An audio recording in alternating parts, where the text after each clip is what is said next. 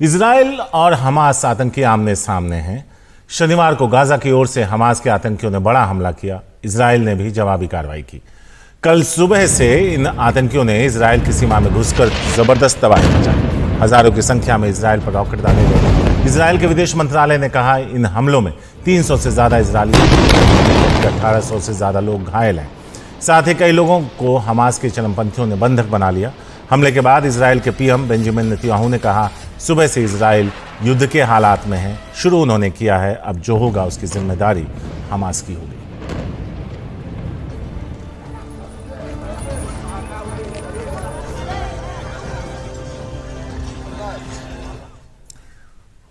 हमारे साथ हमारे सहयोगी मोहम्मद गजाली हैं, जो कॉन्फ्लिक्ट स्टडीज में आप एमए कर रहे थे और अभी आप वहां से लौटे हैं।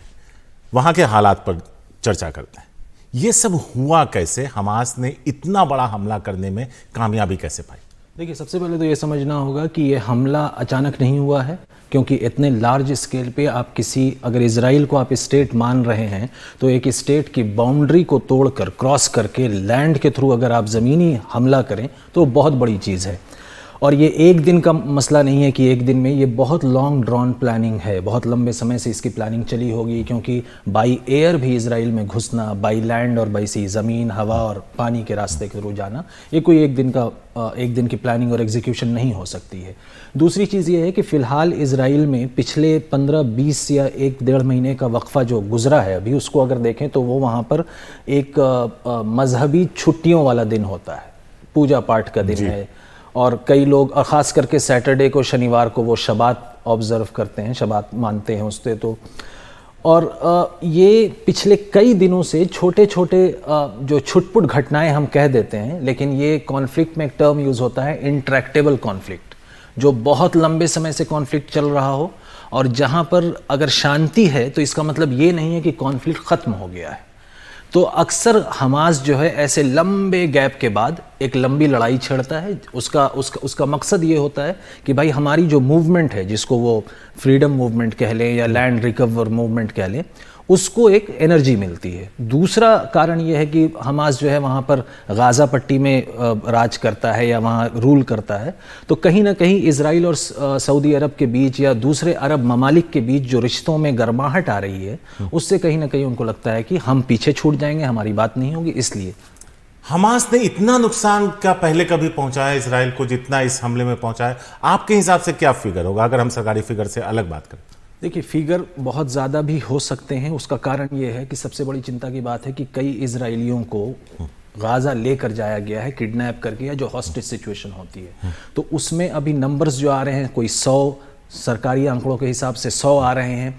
उसमें कितनों की मौत हुई है, क्या वो जीवित हैं या नहीं है, या क्या जो किसी को मारकर भी ले जाया गया है वहाँ पर, या उनके बंधक बनाने के बाद किसी की मौत हुई है, तो वो भी आंकड़ा आना अभी बाकी है। लेकिन जो मौत हुई है, इसमें सबसे सरप्राइजिंग बात यह है कि कभी दोनों देशों में, देश तो हमास और इजराइल की लड़ाई में कभी भी इतनी लंबी, इतनी बड़ी जो है कैजुअलिटी इजराइल के साइड नहीं हुई थी।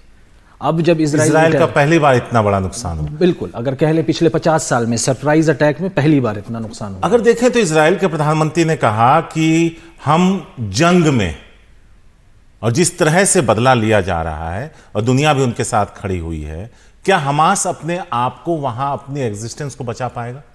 नहीं, देखिए, एग्जिस्टेंस वाली बात यह है शारिक कि ये मसला इतने सालों से चल रहा है, तो एक चीज़ तो ये क्लियर हो गई कि मिलिट्री अटैक जो है उस एरिया में करने से शांति बहाल नहीं हो रही है।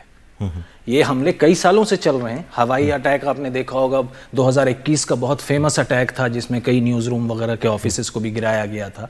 तो हवाई अटैक में हो सकता है कि तादाद बहुत ज़्यादा हो फिलिस्तीन, गाज़ा पट्टी की तरफ, उसमें सिविलियन हो या नॉन सिविलियन हो, वो सब हो सकता है। लेकिन क्या जो रक्षा विशेषज्ञ हैं वो ये पूछना चाह रहे हैं कि क्या इतना आयरन डोम सिस्टम रखकर, इतनी सिक्योरिटी रखकर, अगर इस तरह का भी अटैक हो जाता है तो फिर इस सिक्योरिटी का क्या फेलियर है?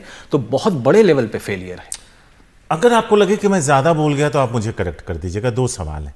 पहला कि हम रूस और यूक्रेन का युद्ध देख रहे हैं, क्या हम एक और लंबे युद्ध की तरफ जा रहे हैं? मैं इजराइल और गाजा की बात कर रहा हूं। और क्या ये जो अटैक हमास ने किया है, क्या हम इसकी प्लानिंग को 9/11 की तरह कंपेयर कर सकते हैं, जिस पैमाने पर वो हमला किया गया था? जी, पहले दूसरे सवाल का जवाब कि क्या 9/11 से कंपेयर कर सकते हैं या नहीं, बिल्कुल कर सकते हैं इस मामले में कि 9/11 में जो अटैक्स थे उसमें सऊदी नेशनल जो है प्लेन लेकर जाते हैं और फिर हमला होता है। ये आपके बिल्कुल पड़ोस से हुआ है, गाजा कोई बहुत दूर नहीं है इजराइल के इसमें, तो इस वजह से। और दूसरे कंट्रीज कितने लोग सपोर्ट में आते हैं या नहीं आते हैं, या जंग छिड़ती है या नहीं वहां पर, वो भी स्थिति बाद में साफ होगी कि लेबनान की तरफ से क्या हमले जारी रहते हैं या सिर्फ छुटपुट मिसाइल और रॉकेट छोड़े जाते हैं, तो उसके बिना पर। और सबसे पहले मिस्र जो है, इजिप्ट जो है, हर लड़ाई में मिस्र जो है सबसे पहले मीडिएट करता है शांति बहाली के लिए। अभी अभी खबर आ रही है कि मिस्र में भी 2 यहूदी जो इजरायली वहां गए थे टूरिस्ट के तौर पर, उनको वहां के किसी पुलिसमैन ने, किसी पुलिस वाले ने पब्लिक स्पेस में मार दिया है बस में। तो अब इजिप्ट की भी पोजीशन, मिस्र की भी पोजीशन बहुत क्रिटिकल हो जाती है। ऐसे में तो देखना होगा कि सबसे पहले शांति की मध्यस्थता करता कौन है।